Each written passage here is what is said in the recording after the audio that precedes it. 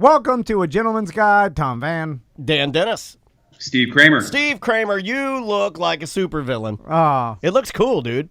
Describe Steven to the audience, Tom. he's got a black turtleneck on. And he's sitting in his, I guess, his lair. A study. Is that your lair? Is that a pool table? Is that a pool table with a ping pong topper billiard on? room. This is my billiard room. Do you have a ping pong table topper on your No, billiard? he's not a... I do. Yeah. No, that's the cheapo one. No. The real one is when you have separate ping pong, separate billiards. If you I have didn't want 500 square feet more of space that I had to take up with that. I understand that, but that's the price you pay to be legit. How good are you at ping pong, Kramer? I'm all right. I can hold my own. I'm not great. I'm not Forrest Gump. Tom went through this phase where he thought he was I've been the out of practice. single greatest ping pong player of all time. And I'll tell this story real quick, Steven. Yeah, You'll love this. So Tom thought he was the single greatest ping pong player of all time, in which he started collecting multiple paddles, multiple tables. He had a table in the garage. He had a table in his living room. He had a ping pong ball practice opponent robot that would throw ping pong balls at him, and then he'd slice them back at the robot, and he was training. Yeah, whatever happened to that robot? And then he came up with this idea. He went in front of multiple radio station managers. He's I got this idea. I want to do a ping pong tournament, and he started doing these ping pong table tournaments at different sponsors. And Guinness started sponsoring it, and it just started getting bigger and bigger and bigger. And then he cream pied his wife, and she made him take the entire ping pong table, and you had to throw one away, or it went in some truck some guy got rained on, and then you had to take another and put it in your garage. Eventually you just had some crackies come and steal it. All of your paddles are strewn across the landscape of your garage. I don't even know where your ping pong robot is. Yeah. What happened, Tom? Tell Steven. Daniel basically accurately described it. You cream pied your wife, and then the baby was coming, and your wife's like, "Get this shit out of here." A cream pie, although feels good, will ruin your life. That's my turn. Also ruin your ping pong career. Unless you're cream pieing on the ping pong table, which I feel like is the safest way to do it.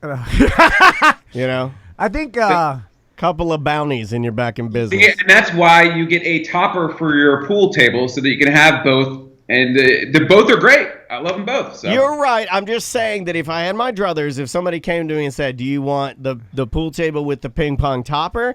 My original thought of that is that's a little trashy. That's a little Zayers.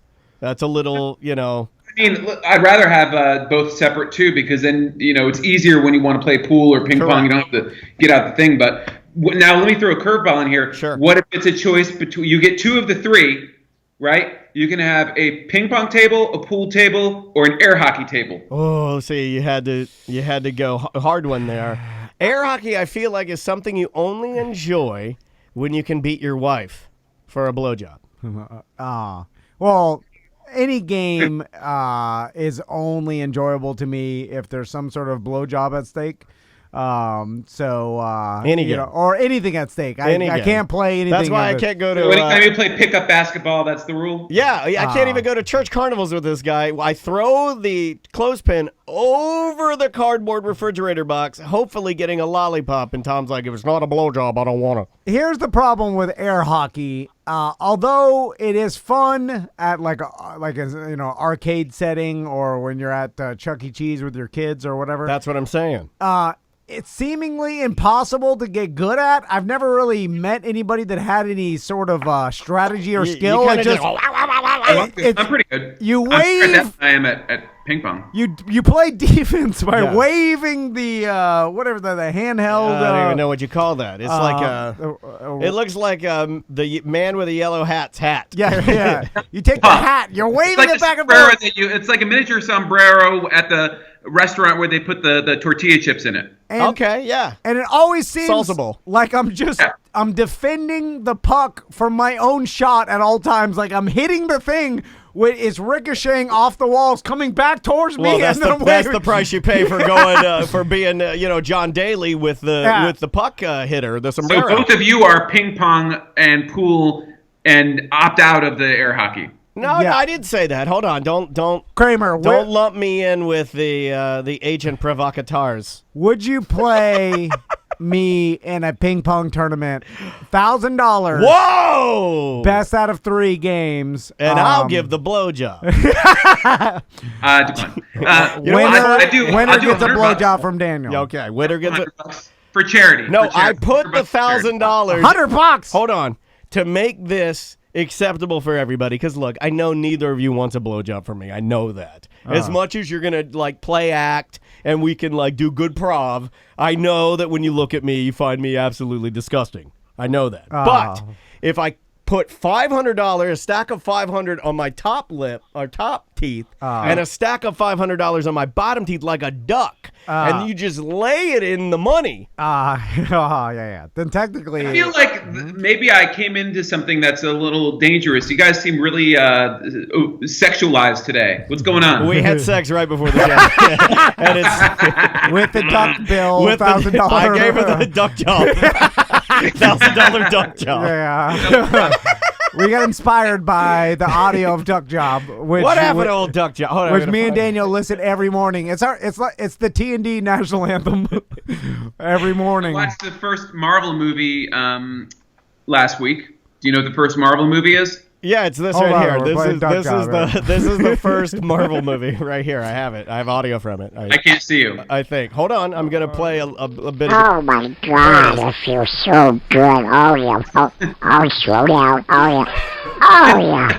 Who's your daddy? Who's your daddy? Oh my God. Oh yeah, play with my balls. Play with my balls. Oh, my dad thought that was the funniest fucking thing in the world. My dad was crying. My dad's crying. Blew his cowboy hat off. He's laying on the floor.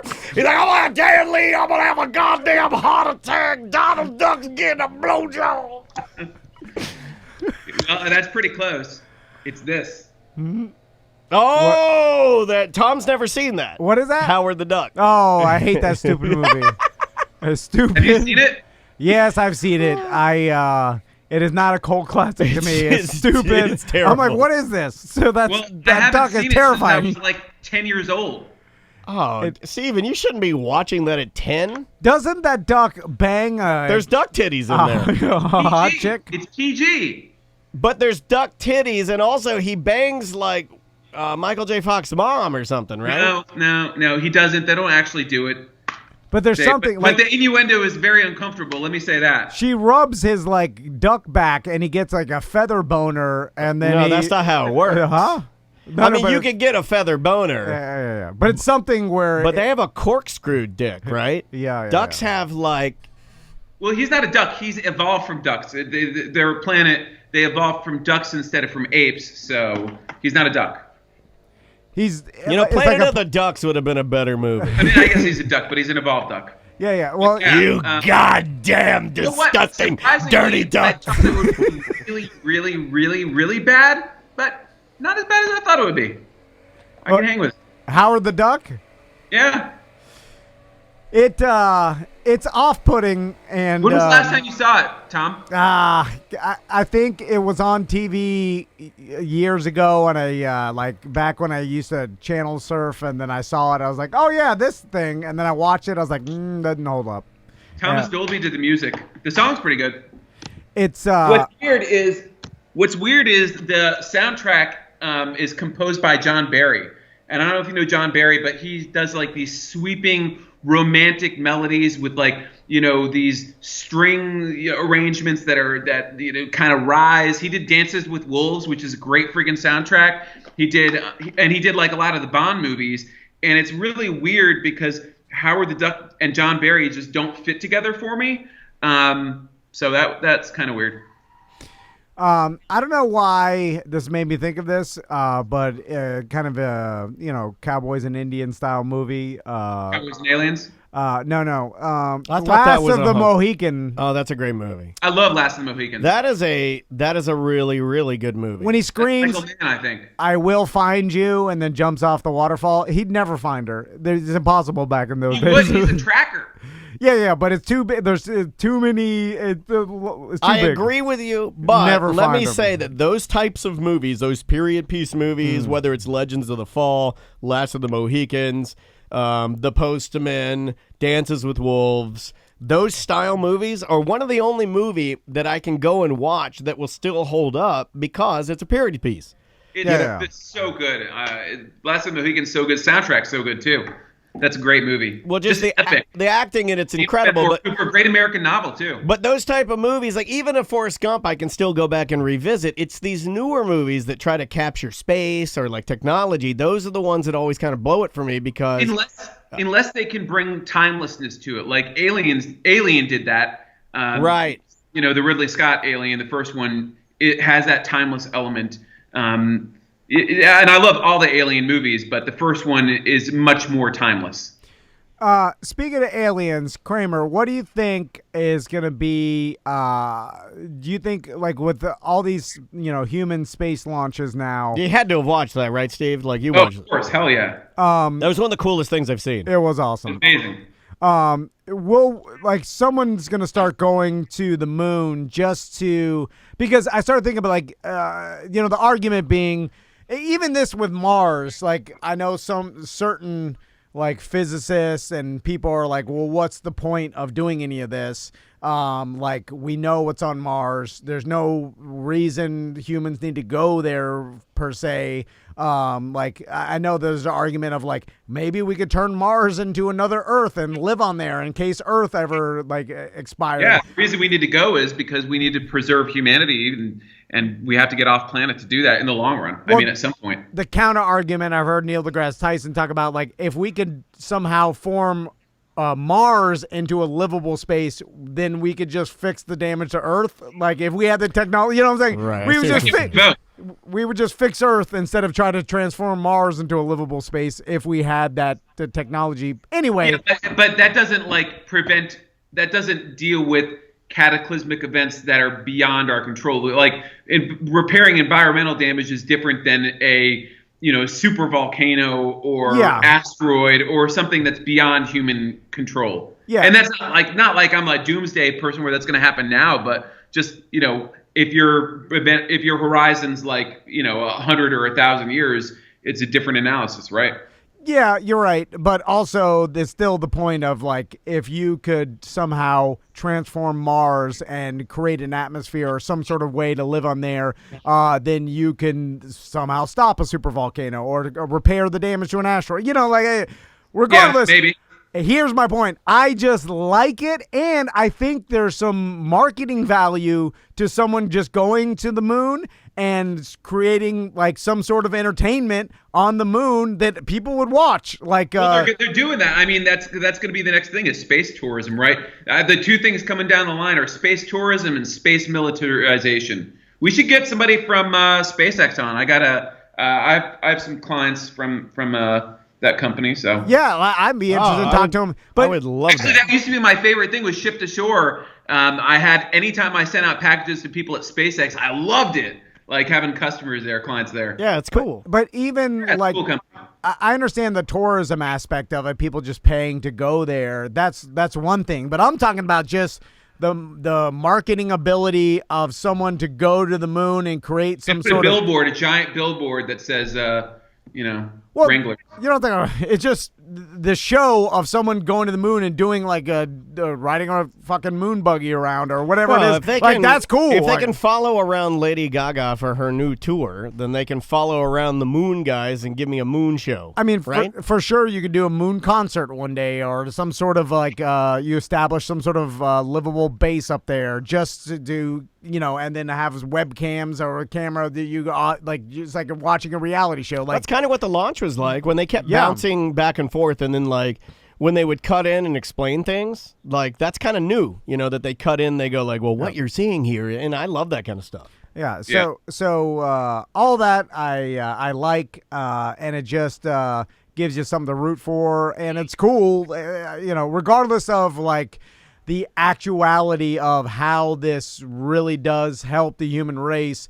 It's a step that has to be taken, even if we can't see what this is going to lead to. At the very least, it's inspirational. Years. I mean, it's something that was with all the bad things happening in the world, that was like a moment of pause for something really cool and unifying and inspiring. Yeah. And beyond that too, like I always look at it in the practical sense is they're practicing. SpaceX is already back, ready to go for the next to take up some, I guess like some satellites. Like they already got it back. It's ready to go. Like they're firing it up, to do its other missions. And I'm like, wow, reusable rocket. That is, I would watch a show about them just doing what they're doing right now.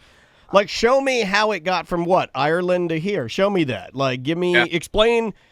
The design of it in like simple, not so super. I'm surprised simple you don't like science fiction more, Daniel. I mean, if you're into that, I do. I really do like it. Like last night, I didn't want to do this, but certain manga that I haven't read, like I got into reading Attack on Titan. Oh, I'm watching the best show I've seen in years. I mean, I love The Mandalorian. It's at least as good as The Mandalorian. The new Picard show is so good. Okay, I'll check that out. What is that? It's amazing. I don't know if you ever watched like Star Trek or The Next Generation or Deep Space Nine or any of those shows, but Picard is phenomenal. It's just a version of Star Trek. Is it an action-based one, or is it more of like a roots and history and his story? It's perfect. I mean, it's perfect. It's so well done. It's fine. Like they've done so many shows, and they've never really put the budget into it that it needed to justify it to get to the ultimate product.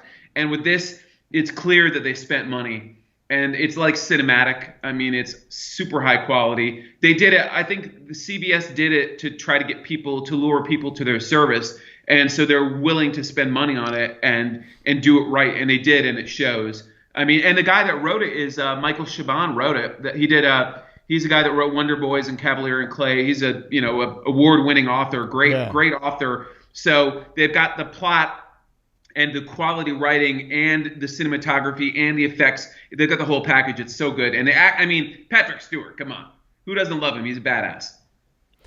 I'm definitely a fan, but I can't say, and I'm not a hater, but I never got into Star Trek.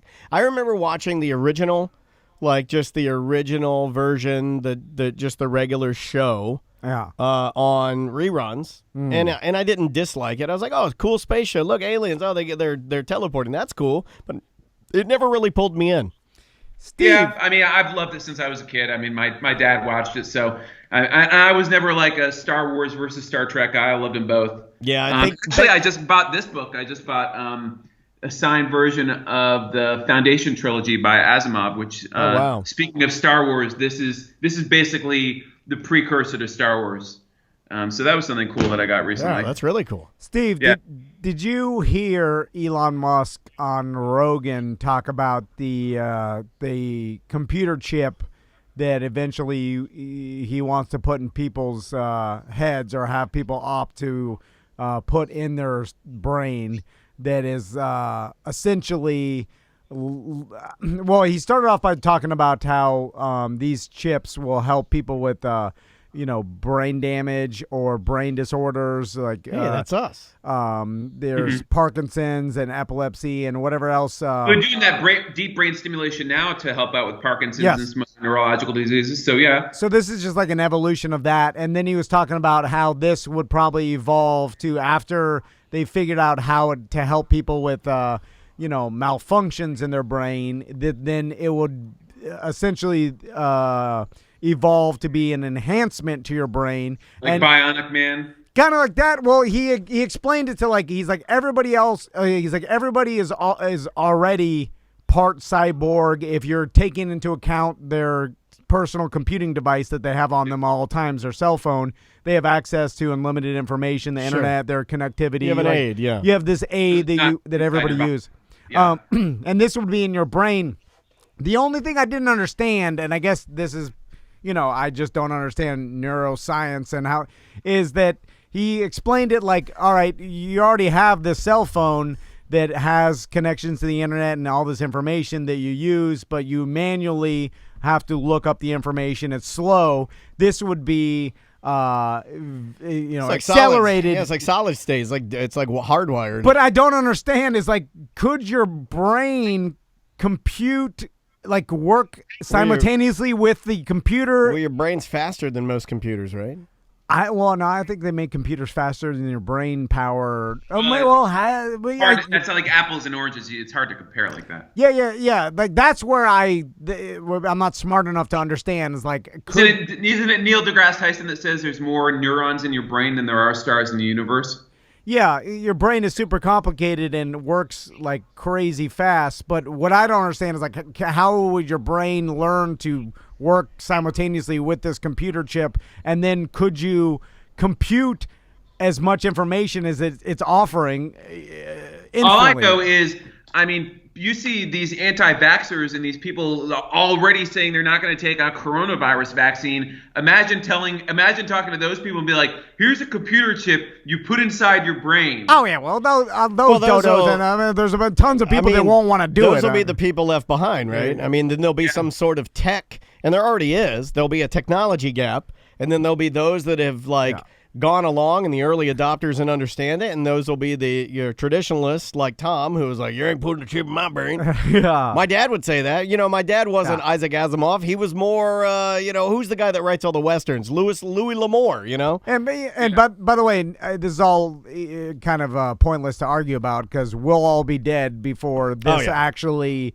maybe not. They said the point of singularity for computer power reaching the potential matching the human brain is like around 2041. That's not that far. Yeah, no, I think we'll be alive to see that. I'm talking about where you start to integrate this like chip into people that they just buy it instead of like experiments, and it just takes so long to get to that point. I assume we'll be aged out. I can't see anything in my lifetime. And then there's the downloading your consciousness into a computer to kind of live forever type scenario. I don't think anybody wants me to do that. That's the point of singularity. That's one of the ideas. That's what that's the conspiracy about the tech billionaires is that's what they want to do. Yeah. And what I know, I talked to Crystal about this, and she's like, well, it's not going to be you.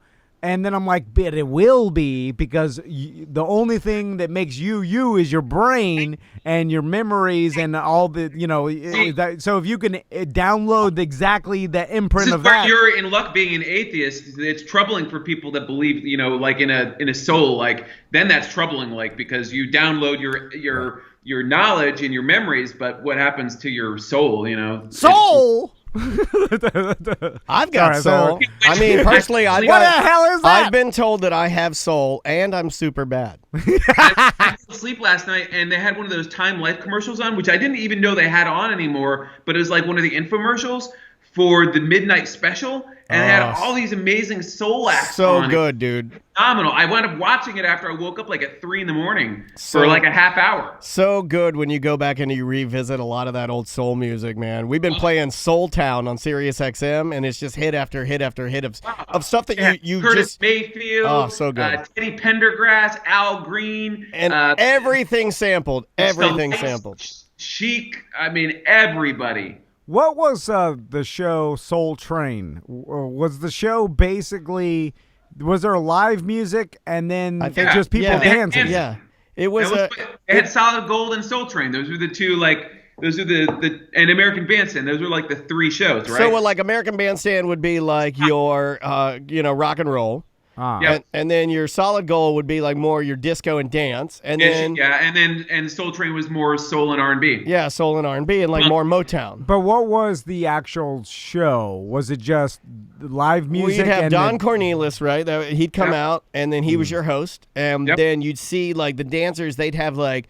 You'd have like different dancers would have almost like different personas. You'd have like roller skate girl, and you'd have big afro guy, or you'd have like dude with the biggest collar, and they'd all kind of be dancing around. Yeah. And they'd showcase the popular music of the time. You could dance along, watch them dance, and then they'd do the dance line, kind of showcase each other.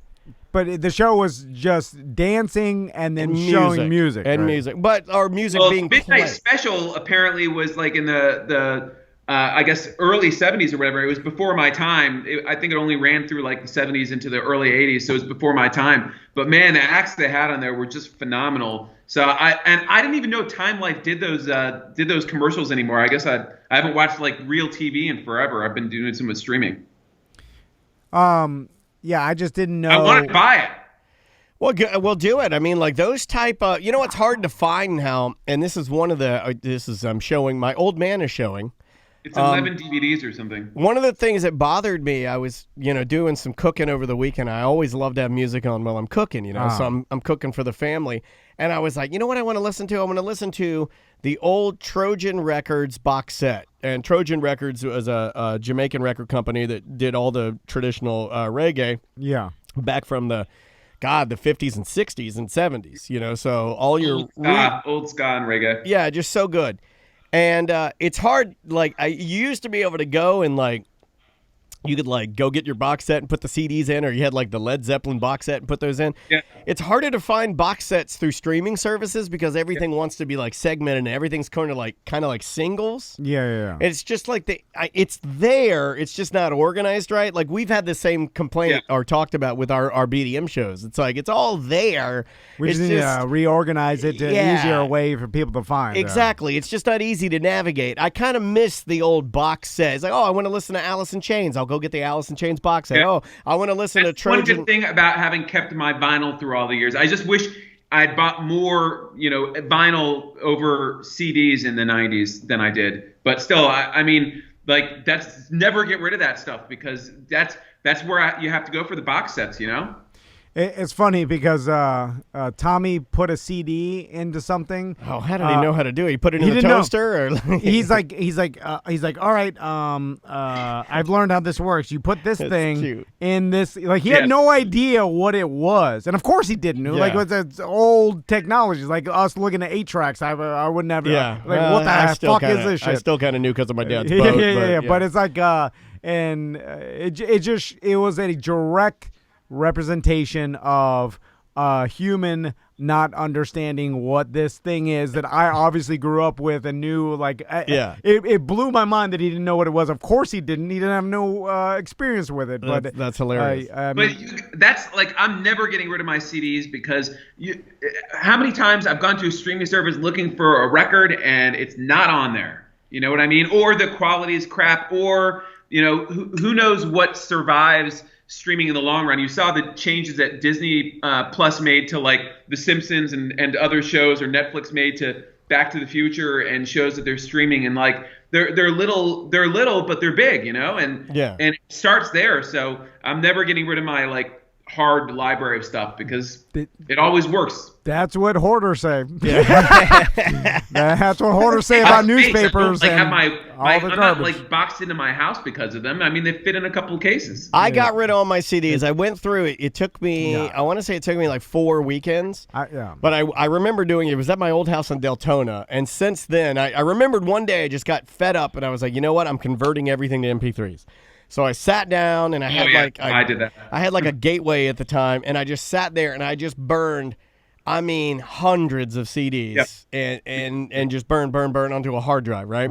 And from that point, I just would burn CDs in if I got one, and that was the great conversion. Is the bit rate when I burn them, because I did it maybe in 2002. When did you do yours? Probably about the same. Yeah, early 2000s. The problem is the bit rate was crappy at the time, Yes. I mean, compression wasn't as good as it is now. Yeah, everything's better now. But what's funny about that is my wife kept a lot of her CDs that are like the NSYNC stuff and the collectible stuff that she likes.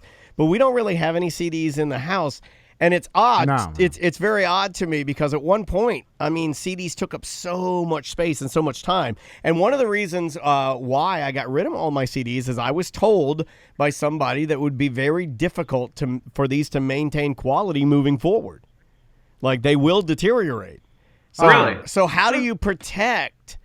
just like vinyl, it's like you can save it, but, over years it will deteriorate. Everything does. So how do you protect a CD, or are they more protected? Was I told a lie or an old wives' tale? I tell you what, I think the sun is the enemy of all that stuff. Like, UV light will take it out a lot quicker.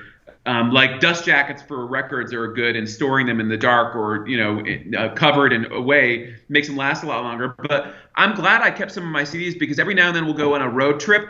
And, I know when we go on a road trip, most of the time we have streaming, but you'll get into like back roads or areas where the signal drops out. And that's when I want to have my CD case. But what's cool is anytime I go on the trip, I'm reminded about like either mixed CDs or mixtapes or whatever, or like compilations that you just can't find. Like they're just impossible to get. They don't carry them on streaming service. It's kind of like box sets. You know what I mean? Yeah, I mean, it's like everything is there, but it's sometimes harder to find. We're in a few compilations. I think my old band, I think there's only one compilation that we're on, and we were on probably a dozen that actually is on Spotify. Right. Yeah, it is the Jawbreaker one. I could type in any song that exists and it will play on my phone. That's not true. Every song that ever existed. Well, every song that you might want to hear, but you're not a crate digger. Like you're not going and trying to find these rare songs or local music. Like how would you even find local music? Is what suffered. Because we've gone digital, is all the great local music that only press, let's say they only put out 5,000 CDs, a really good local band, you're not going to be able to find that now. They upload it on the internet. Not all of them, no. I mean, there may be a lot of bands that like 0.001% of some I local still get bands. people that ask me, oh, Daniel, you got that Nature Kid CD? Or how about Bughead? Or something like something that was big in the late 90s, early 2000s. People ask me to like gift it to them because some of that stuff's unfindable. I'm sure that the Bughead, like one of the members, the guitarist, uploaded their CD onto the internet, and some but not everything. Everything's on the internet. It's not. If someone throw out any song, I'll search Google and it'll come up on the internet. Anyway, you guys are hoarding garbage. I'll take that challenge. Record CDs, garbage.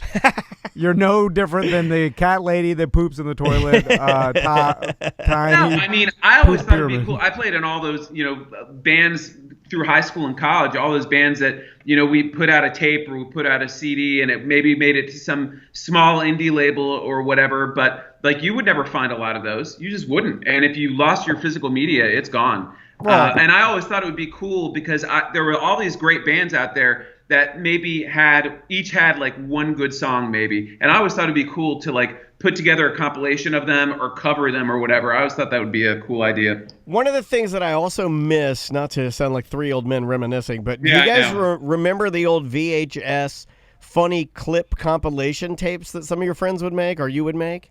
Oh, yeah. I still have some of those in storage somewhere. I wish I did too. I had one that some guy had put like all these twisted... this is way before the internet was a thing, but it wasn't really distributing like video as like right now, the internet is video, right? But there was a time when the internet was pictures and email and you could go to websites, but video just wasn't, you're not going to get long form video, right? So you'd have these like VHS tapes of like twisted, fucked up cartoons. The original, and it's on YouTube now, but before YouTube, I had a VHS of the farting preacher. The preacher that would like he'd say like we're gonna praise God right now. Just close your eyes. And then somebody had put farts every time that he closed his eyes and prayed. I had the original that some guy had gone in and on like actual analog, stuff like real equipment, real tape had gone in and put farts. I could find a farting preacher on the internet. No, right I know you can. Now that would you have you motherfucker. Everything you have on VHS, I could find on the internet. But a lot of it wasn't labeled, so a lot of these things they might be. Like I said, I still love that show, Simple and Ollie. That was that's hard to find. Yeah, like my point is it is all there, but it's very hard to find. I can search. There are things you can't find on but Google. But you're right, most things are available. All right. What do you want to talk about today, Kramer? Wait, why now? Well, I don't know. I ran out. No, we're almost to the end of the show. I saw something that was kind of interesting. I saw this article about Nick Cage. So I don't know if you guys ever saw that documentary about the Superman movie that Tim Burton was going to do. Did you guys ever see that? No, I need to go and check that documentary out. And then Nick Cage was going to be Superman, right? Yes. He was going to be Superman. So he's got like this relationship with Superman, and he was almost Superman. I mean, they spent $3 million on pre-production, and they got to the point. I mean, that's him in a Superman outfit. They got to the point where they were doing screen tests and stuff to do the movie, and then it petered out because I think Batman or some movie flopped or whatever. But I was reading this article. It was crazy. He bought an Action Comics #1 of, which is the first Superman comic, and it got stolen from his house, and he paid a fortune for it. He paid $150,000 was the reportedly that he paid for it. But it got stolen from his house, and then somehow, years later, like over a decade later, he recovered this comic, and it was this journey they had to go on where they were tracking it down, because there's not that many Action Comic #1 out there anyway, and this one is graded like a 9.0, which there's grading for comics or whatever, and that's a very high rating. Yeah. But he ultimately got it back, and then this is what caught me, is he wound up selling it later. And do you know what it sold for when he sold it? He bought it for $150,000. What do you think it sold for? Shit. I have no clue about comics and their worth or what they're... I'm going to say $500,000. I'll go doubled in price, $300,000. All right. So the thing got stolen in 2000. It got recovered in 2011. And then a year ago or so, he sold it, and he bought it for $150,000. It sold for $2.16 million.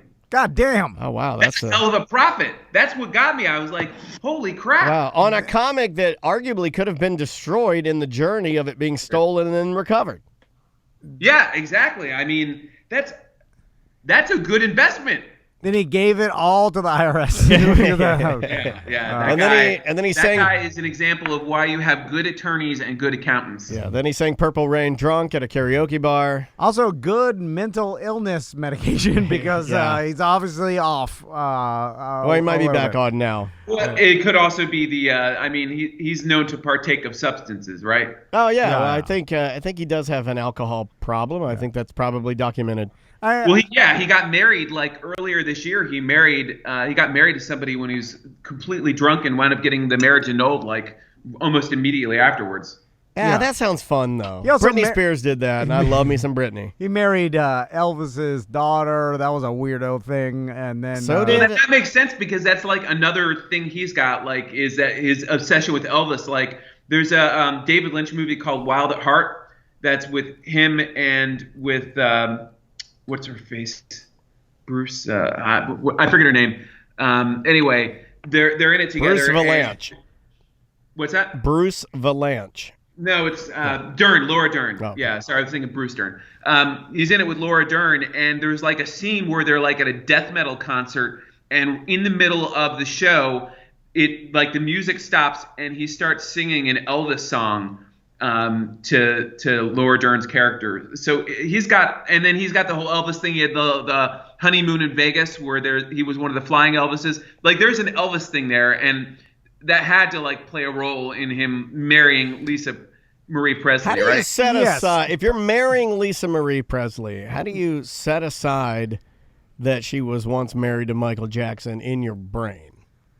Well, maybe, who knows, maybe it was a bonus for him. He's like, I'm marrying Elvis's daughter and Michael Jackson's ex-wife. Yeah, and he didn't touch her because she's not a little boy. There he goes. Got it. Travis laughed at it. If I hear Travis' tiny laughter in the office, I know I got one. Or at least the people that associate with Travis.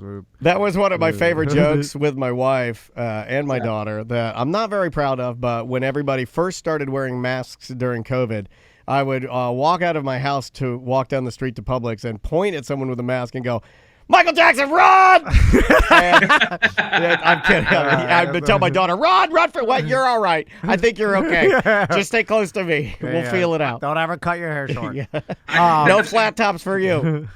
So I picked up some weird stuff during quarantine. I bought a tuxedo T-shirt. I should have worn that today. Why'd you buy that? I don't know. I got an urge. I didn't have one. I mean, should not everybody have a tuxedo T-shirt? We were actually talking about designing one in the office with Samantha yesterday. There you go. See, I'm on to something. Yeah, I like the tuxedo T-shirt. I actually have a tuxedo I know shirt, you have one, and I've worn it twice. Listen, I'll make a deal. What if next show we all agree that we wear tuxedo T-shirts? I would And you not can't agree do the with thing where you say it, and then I'm the only jackass that shows up wearing a tuxedo T-shirt. Only if you let me give you a $1,000 duck job. That's my only condition. But unconditional surrender, U.S. Grant. Going back, Anybody watch that? Anybody watch the Grant documentary? No. It's a three-part History Channel Grant documentary. It's fucking amazing. Please. Yeah, I mean, he's a fascinating character. I mean, the guy was a war hero. Yeah, I didn't know his dad was an abolitionist. I didn't know that he didn't have as much trouble with the bottle as everybody said. He just danced with it once, and it stuck. Oh, really? Yeah. He died. I mean, he almost died penniless. They put a retirement into place just for him, I think. But it's a amazing documentary. It's 3 parts. It's really long, but my wife and I, we buckled down. We watched every bit of it, and it is really good. Let me ask you about something. You mentioned obsession and like the perfume. Like Nicolas Cage being obsessed with Elvis and stuff, and obsession is like I'm obsessed with bourbon right now. Part of a mental illness. I mean, we've categorized OCD, and there's a spectrum of it. There's people with a little bit of it, and OCD is obsessive compulsive, right? Yeah, there's people that are crippled by it. I have a bit of it. So there's a spectrum of it, of course. I'm diagnosed. And then there's people that become obsessed with some unhealthy things, and then it leads to addiction, maybe. There's people like Matt Mormon that are, obsessed, and they turn it into an empire and are massively successful. Yes, and then there's people obsessed with working out, and there's people obsessed with making money, and you've seen these people throughout our lives, and if you're obsessed with something that society deems positive, then you're ultra successful. But there is an obsession involved, and if you dive deeper into a lot of these people's lives, you realize like, oh, this person's the best at this sport or the best at making money in this industry or whatever. Yeah, if you're obsessed with masturbation, apparently you're a ding dong. And but when you then investigate further into their lives, although they may be happy and this is what they want to do, they are obsessed with it, and maybe in an unhealthy manner to the point where it's all they do and they're not able to do or enjoy anything else. Now, they would probably tell you, I enjoy doing this, so this is what I'm like. But if you look at their lives, you're like, well, all you do is that, and you do nothing else. Yeah, but who are you to tell me? But then it's subjective. And it's like, well, if that's what they want. But I see it a lot with news. There are people that are just obsessed with the news. Well, there's that idea. There's that Carl Jung idea. And it's actually Joseph Campbell too, is that, the human mind is wired to search for something to believe in. The human mind is wired to search for something greater than itself. That's part of the way that we deal with the existential crisis of that we're going to end at some point, is that we have that hardwiring. So there's that Carl Jung idea that whatever the highest idea that you serve is your God, and for, that obsession, that's kind of almost a representation of that idea, right? I mean, it's people that, but that's different than mental illness. I mean, the OCD out of control can be crippling for people. That's a lot different than being focused and focused and driven into one particular area or another. No, I'm not talking about the focus and drive of people that are determined and, but I'm talking about the obsession of something to the point where, like, for instance, I've met many people that are super successful and they're obsessed with the business that they're in to the point where it's all they do, all they think about, and they've gotten to a certain level that's of tremendous success. But then when you look at it, you realize like this person's still as obsessed as they were when they had nothing, and then they'll never be satisfied. They'll always be obsessed with more and more. And then I'm like, that seems like you're doing yourself a disservice. Although that's what they want to do. Balance in your life, like you have more than one role. I mean, you're the right. I mean, we all have different roles in our life: husband, father, friend, best friend, brother, nephew, son. You have all these different roles, and if you become so obsessed that you neglect every other role in your life, that's not. I don't think that's a path to happiness. Yeah. Although, if you ask them, that's what they want. Rather than happiness, fulfillment and meaning. I think obsession, though, can come in things that you don't enjoy or you seemingly don't enjoy as well. Because you and I both know people that seemingly, from the outside, let's say, seem to be obsessed with their own failure. And what I mean by that is that they enjoy the failure and the pity party that comes along with it. There's negative obsessions, obviously. Yeah, but those are the ones that are scary to me, because it's like you can't see that you actually might feel more comfortable in a place of worry or in a place of uncertainty than you would be if you were actually succeeding. You're obsessed with being scared. Yeah, that's scarier to you. Yeah. That's the one that really gets me. You're your own worst enemy. You're self-sabotaging. Yeah. You want to be scared. You're obsessed with the feeling of being it's more scared. comfortable to you because maybe that, I don't know, there's some sort of sick comfort you get from being in that. Yeah. And that's not to say you're sick. It's just like I wish that you would get some assistance and maybe. I mean, that's one form of dysfunctional like failure is being kind of preoccupied with that. The other one is the people that don't acknowledge their failings and maybe have given up. I've got friends like that. They've had a series of failures and they've given up on trying. Like they don't even want to try for it. They don't even want to get up to the plate to take a swing because they're too scared of striking out. And I've got friends like that are almost in denial about that. They're almost like in that Peter Pan state where they've made a man-child life for themselves because they'd rather not experience more failures. And in doing that, the irony is it's the ultimate failure. Right. I think also, too, we should be more transparent with what it takes to get to a level that we all are envious of. For instance, we see like the best of the best all the time in society, regardless of what it is and what industry it is. Yeah. Like there's the best person at that, or at least a group of the best people. Okay. And we often, when we talk to those people, they are usually humble because of the success they've received, and they are not, or because they put on a front that they're humble. Yes, yeah. So because humbleness is a attribute, that overly graciousness. Yeah. Right?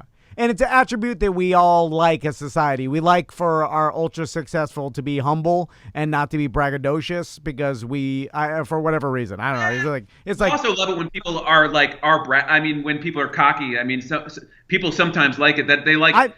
They like that version of Matthew McConaughey. I mean, yes. They like that. Elon Musk is not humble. He's very matter of fact. Although he's on the spectrum, so we all like, leave him alone. Yeah, you almost give him a pass because of just a weird factor. Yeah. But what I'm saying is that they don't really lay out to all of us what they had to do and what goes on in their mind at all times to get to that level. And I think if more of us saw that and saw the reality behind that, we'd be like, whoa, I'm not doing that, bro. Like that is too much. But it doesn't always require single-minded obsession. I mean, you have successful people that have some balance in their life. That is not what I took away from the Michael Jordan documentary, by the way. Yeah, what'd you think of that? I mean, I thought that was.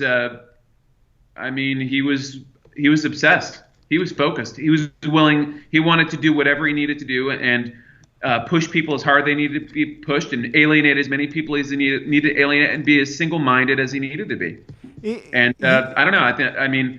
Obviously, I respect and admire his successes, but I mean, there's a lot of collateral damage in that, right? Yeah, well, that's what I was going to say. That could be for anybody. If you watch a documentary about Mr. Rogers, you see the same thing within his own family about how obsessed he was at actually providing helping people. Yeah, good content for children of America and other nations. I mean, you got a guy that was obsessed with that whose own family suffered because he was helping your family. That's nuts. Yeah. That's kind of a representation of how things are segmented and how, that it can be a benefit in a particular segment in achieving success is that single-minded focus. And so you can be very successful in that particular channel, but lacking in your balance and the rest of your life.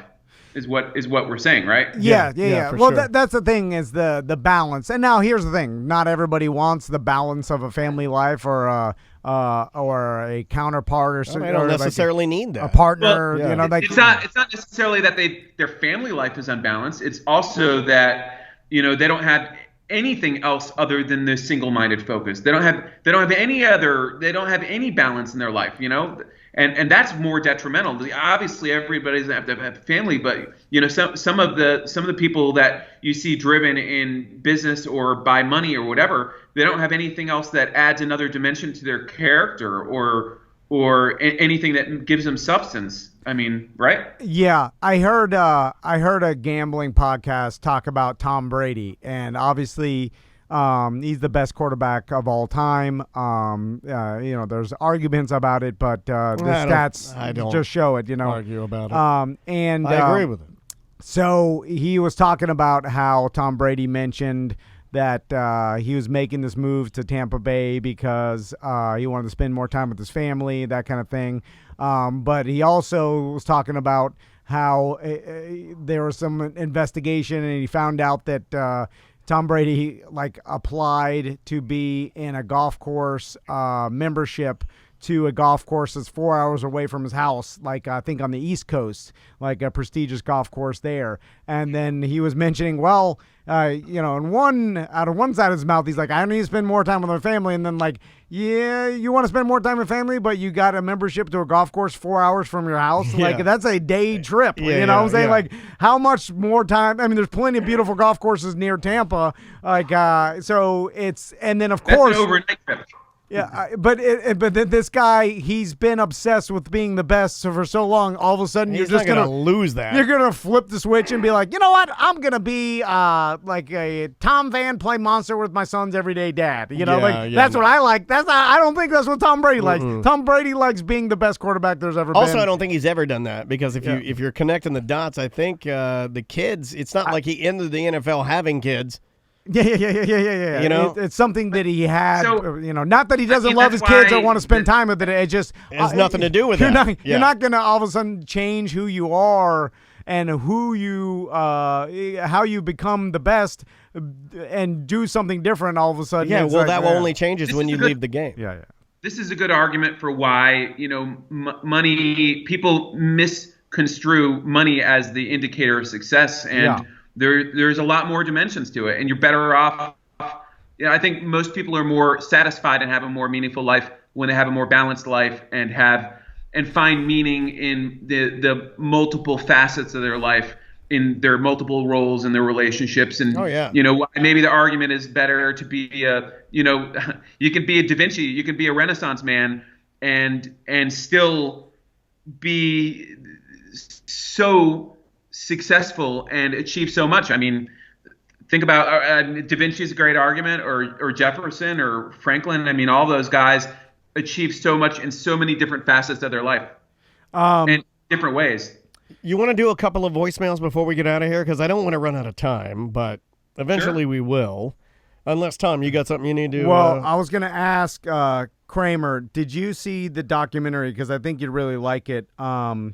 About he's a hedge fund guy. I'm just looking at Warren his Buffett. Warren Buffett. Jordan Belfort. The Warren Buffett documentary. I think it's called Becoming Warren Buffett.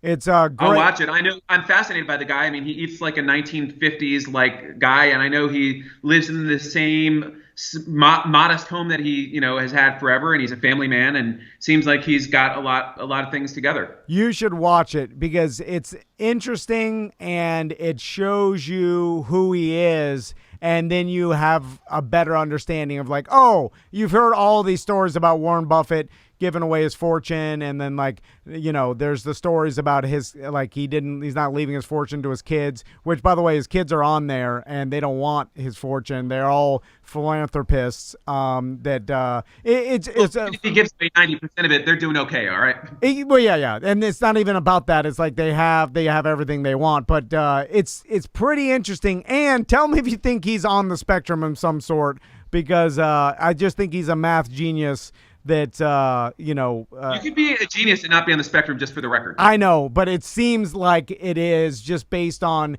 him not understanding like the general emotion or human emotion or how people behave because of emotion. Like it just doesn't compute to him. Not his thing. Yeah, he understands math more than humans, and that's how he's made his money. But he comes off as a likable guy. Yeah. That this like is as rational as fuck. Was there anything bad at all in the film that you saw that you were like, ooh, that's not a good trait? He probably was involved with the making of it, which a lot of, and Kramer, you'll attest to this. You can't trust any documentary where the subject is involved in making it. Yeah, where don't watch ours. A lot of these guys, they are involved with their own documentaries. Oh yeah, they're trying to spin their legacy. Yes, but it's like Ken Burns. Ken Burns said, "I'm not going to watch The Last Dance because Michael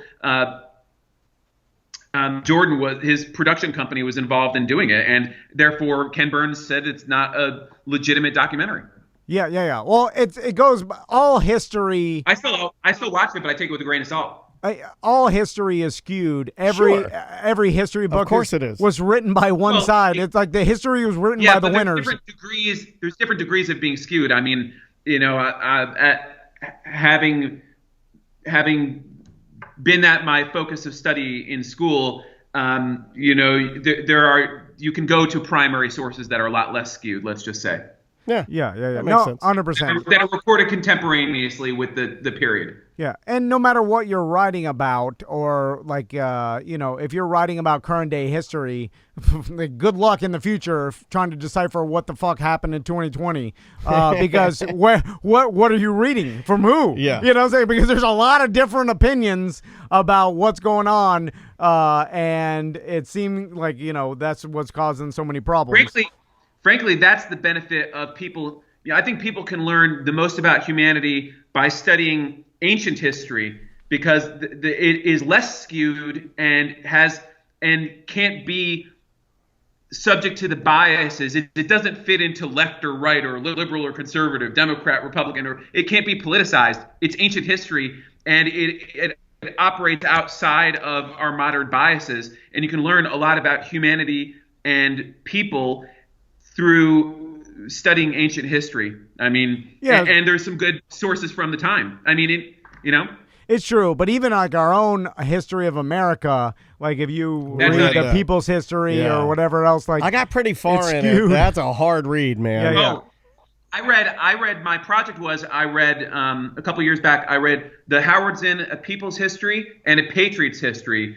One left, one right. I read them at the exact same time. And I would read one chapter, one and the other, and the chapter of the other, just to compare, you know, what they covered, what they didn't, and their own skew and take on it. Do they hold the same amount of time, like chapter to chapter? Yeah, I mean, it was different in maybe the length that they might cover things. I mean, maybe both of them covered the main, but maybe Zinn took a different tack on the main and the Spanish-American War, etc. But I found it helpful because somewhere in the middle was the truth.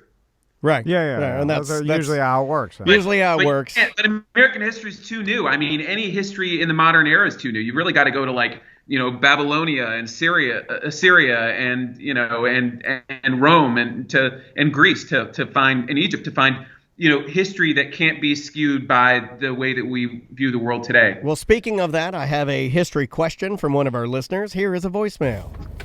Hi, Tom and Dan and Mr. Steven Kramer. You guys were talking about toilets the other day. You were talking about all the things you could flush down a toilet, which brought back an old memory of mine in which my wife was at work and I was at home and I was eating a banana and I had the urge to go to the restroom, so I just took my banana with me. And at that point I wondered, how many banana peels would it take to clog my toilet? So I posted it on the Facebooks, and although she was at work, she must have had a dumbass alert because my wife instantly responded, "Do I need to come home?" Well, now, thanks to you guys, I know that the limit for bananas is 2. And so if I ever have that urge again, I know keep my banana flushing to a minimum. Two Thank full you. bananas? 2 full bananas. So Two banana peels. I figured we'd end with some general knowledge. Haha. I'd like to give a gift to the listeners before we get out of here. So it is 2 in the standard American standard toilet, the regular old sit-down toilet. In the peel? It's Or out of the in peel? the peel. Okay, 2 because- bananas in the peel. That's as many as you can get. Because I feel like out of the peel, a toilet could do like 8 bananas. Well, they're slippier. Well, it's So mushy. all I want to know is Andre the Giant. I mean, come on, he had to have been dropping more than that. How did that work out? For him? Oh, yeah. Well, there's Ooh. if He you, had a special toilet, right? if you watch the Andre the Giant documentary, like I did. he did what like he went to a hotel, he couldn't even fit in the bathroom, so he had to poop on the like bed sheets on the floor.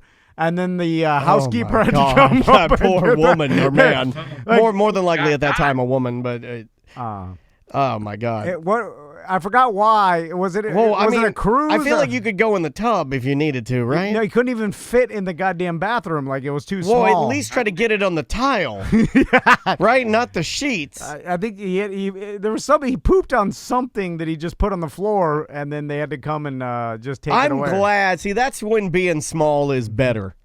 Yeah, Everybody says, "Oh, don't you wish you were tall? Don't you wish you were tall?" Like, I wish I was a giant. You don't. You don't. yeah. Because in that situation, I can poop anywhere. I can poop in a side table drawer with a Bible in it. I can go anywhere. Anywhere you need me to go. I'm tiny enough to do it. Yeah. But Andre, I'm not going to have it. yeah. You want to get that middle range. That's the sweet. Well, that is pooping the spot. that is the sweet spot. Bernie's got that thing. I mean, like where if the Bernie, ceiling's our too accountant low, does he's in not trouble. shit on bed sheets. I cannot believe you said that. I'm gonna tell him I'm you gonna said that. email Bernie. Hold on, I got to email Bernie. Whisper that Your word. son-in-law says that you shit on on bed sheets because you're a giant with a big old ding dong. Thick. Big dog, Cocaine. big. My God, what is that? Is that Yeah. Excuse me, do you have a roll of 1980s Winn-Dixie hamburger meat in your pants? My God, sir. We're not going to a cookout. That is an SM58 mic. Yeah, holy moly. the Is gym- that a 3 liter of Bubba Cola you have in your pants, sir? Oh, with the grapefruit on top. My God, what's that on the top? It's a mushroom Full circle, grapefruit. right back to where we started. It's a grapefruit with a tiny soldier hat. Yeah, take its hat off. You're inside. Oh, put the hat back on. Oh, I see thick. it. Yeah. My God. Your Your balls are huge. the Smooth. pee hole is the size of a small vagina. My God. Oh, this time I got Samantha scream one. We have to stop now. We have to stop now. We said small vagina. We're gone. Yeah. You can't be involved in this, Kramer. Before this, though, I'll put a disclaimer. I'm not involved in this. I'm just watching. Before this show and video, I'm going to put the disclaimer that they put in front of all the pornos that are done by blacks. They're like, if you have a dick hole that's as big as a tiny vagina, email us at tomandan.com. There's a market for it. Email us at grapefruitvagina@tomandan.com. So No. So Kramer, You been chopping any birds lately? yeah. No. What you been chopping? Will you get a sword out and chop something? A cue ball? Chop your ping pong ball? Chop your sweater into a crop top. I want you to chop something. That's the last month. This month I just got this. What do you got? This nice Evan Williams single barrel. Oh, wow. Yeah, look at that. We still got that Pappy. Do you want to buy that, by the way? Yeah. Things have gone tough. Yeah. That's the, sure, but that's not the real Pappy, just so you know. What do you You mean? gotta tell it's AGGTM not- to get you the real Pappy, the 23 or one of the better ones. Hold on, we got Yeah, we got we the got real the good Pappy. Pappy. Yeah, what do you mean? Where's your pappy? Yeah, we got Pappy. Travis. Look at the bottle of Pappy. We don't have the crappy pappy. You got the crappy pappy. We got the We got the crappy Pappy. we got the good pappy. Yeah, hold on. This look at this. It's Pappy 12. Yeah, we got a Pappy 12. 12-year Pappy right here. Yeah, Woody, where's your Pappy? That's the Van Winkle. That's not the Pappy. What's the difference? This is what the Pappy looks like. Oh, That's the Pappy. He's got the Pappy. Oh, no, it's just a picture of the Pappy. I don't have it. We're going to That's get the it. Pappy. It says Pappy Van Winkle. You got I think it's the old Van Winkle.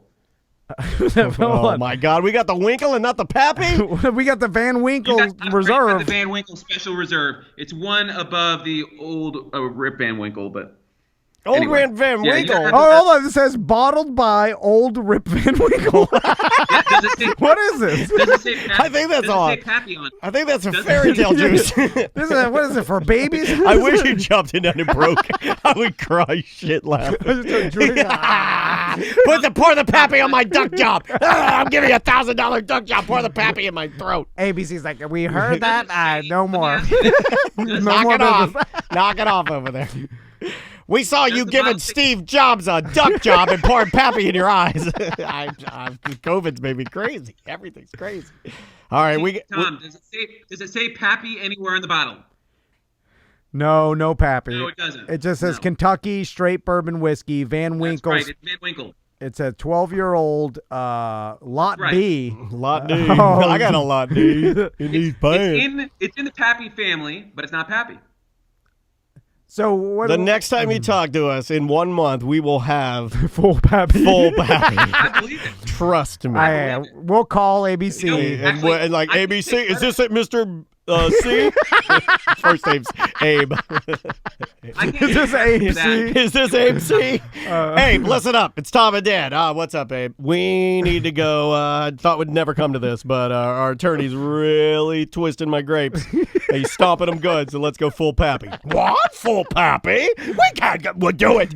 Abe, let's do it. Full Pappy.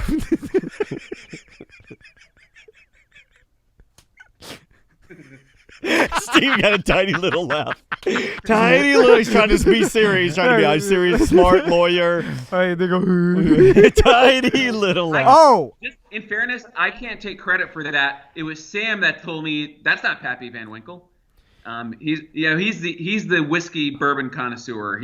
We can get him on sometime to interview him on bourbon because he knows more about bourbon or whiskey than anybody I know. And then we can bring in two Sams too, because our Sam, I think it's something very attractive about ladies who like the whiskey. Steve, I think that's cool. do you want to go in with me? I got the line. The Grizz's brother. Let me put this on the camera. We're gonna talk to him today. The Grizz's brother's got the line on this 1970s fire truck. We're gonna buy that. It's in Naples now. It's fully functional and the ladder works 100 foot tall. Yeah, we got an idea. And That's amazing. And so, are you in? Because we have an idea. Yeah. I'm interested. All right, I got one interested. I'll mark you down. Let's just say buy the URL On Fire Boner Brigade.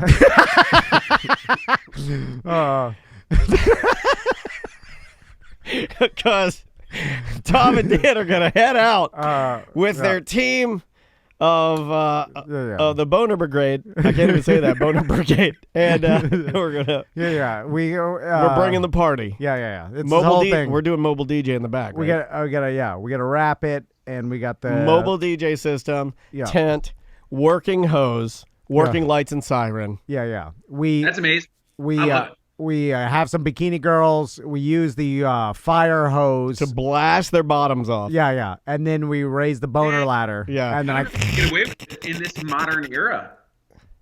Oh yeah, they want it now. Yeah. Haven't you seen the world? It's crazy out there. Yeah. They need the boner brigade. Yeah, I mean That is everybody hard to say. needs a little. Everybody's like, what's that? The Boner Brigade.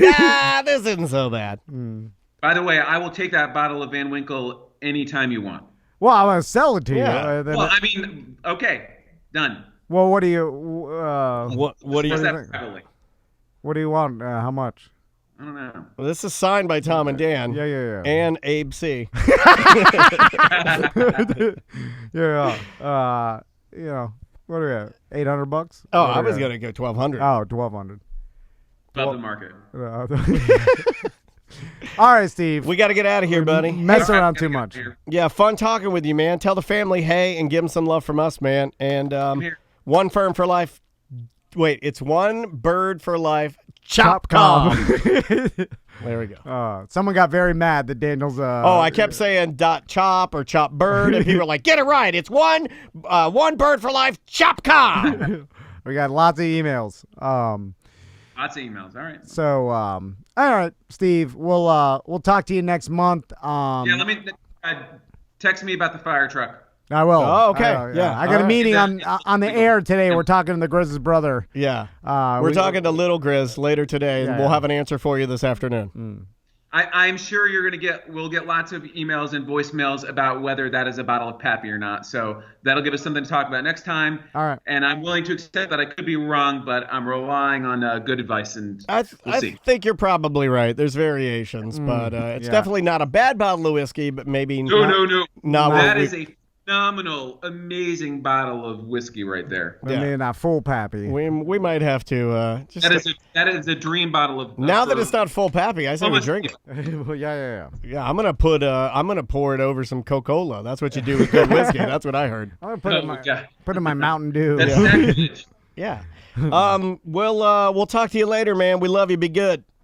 You too. All right, man. All right, later. Bye. That is Steven Kramer live from the Kramer Lair. Yeah, I like the Skype because I feel like we can get crazier. He can't look at us and threaten to storm out of here. What are you going to do, storm out of your own house? Yeah, because when we get crazy, I just look at you, and then Kramer's up there, and I know he's like, oh. I'm always good for one. I don't know if you go back and you listen to all the Gentleman's Guides from here to the history of time, there's always me saying I'm going to give Steve a blowjob in every show. I hide it in there. Yeah. I hide it in there. That's an Easter egg. Yeah. Go look. I mean, it's not a good Easter egg. It doesn't provide you with anything other than you wondering whether or not I'm gay. And I'm not. I just don't care. Yeah. You'll give anybody a blowjob. Yeah, it's not. It's like a handshake to me. Yeah. And those are done. So, I mean, I figure this is with COVID. Yeah. Put a mask on it. Yeah. I don't know what that means.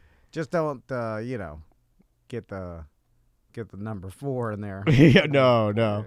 But we should do a contest to see whose dick hole's the biggest. Yeah. I bet one of our listeners has like a big mambo. Huge cave of a dick hole. Yeah. Because they probably vary in size, and some of them are probably... Do you think you have a big dick hole or a small dick hole? Who's got the biggest dick hole on the show? I know. Travis. Yeah. Although giant caveman dick hole. You're Tuna Can Dan, so it seems like, trust me, the wider it is, the wider narrow. the hole. I got a narrow dick hole. Okay. Yeah. Travis got a Neanderthal. Yeah, it's you huge. Put a pinky in there. Yeah, well, it's open all the time. His dick is like a mouth breather. Hey, man, I'm a. His dick is a mouth breathing racist. Yeah, like, hey, man. The first inch of it is all dried. He's got to wet it. Yeah, with the eyedropper. Yeah, it's like an old piece of meat that has freezer burn on it. You cut that part off. It's okay. I don't know why some days are crazier than others. I don't understand it. Hey, spice of life. Hey. All right, we'll see you. Yeah.